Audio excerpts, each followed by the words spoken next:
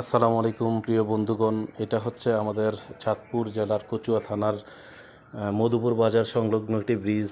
এই ব্রিজের উপর দিয়ে দুইটি থানার মানুষ চলাচল করে প্রতিনিয়ত। মোটামুটি প্রতিদিন 15 থেকে 20 হাজার জনগণ এই ব্রিজটার উপর দিয়ে চলাচল করে। আপনারা দেখুন, খেয়াল করে নিচের পিলারগুলো একদম ধসে পড়েছে। রাস্তার পরিস্থিতিটা দেখুন, যে কোনো সময় অটো বেশ কয়েকবার উল্টে গিয়েছে। অনেক মহিলা হতাহত হয়েছে। এই ব্রিজটাতে কোনো ধরনের রিলিং নেই।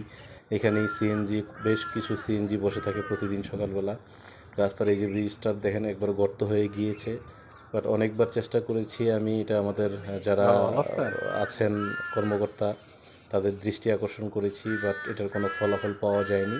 মোটামুটি এলাকার কিছু লোকজন মিলে দুই সাইডের জায়গাগুলোতে পাকা করে ব্রিজটার মোটামুটি একটু গাড়ি চলাচল করতে পারে এবং উপযোগী করা হয়েছে। তো আমি আপনাদের কাছে রিকোয়েস্ট করবো, এটাকে বেশি বেশি করে শেয়ার করুন, যেন এই জিনিসটা আমাদের কর্তৃপক্ষের নজরে পড়ে।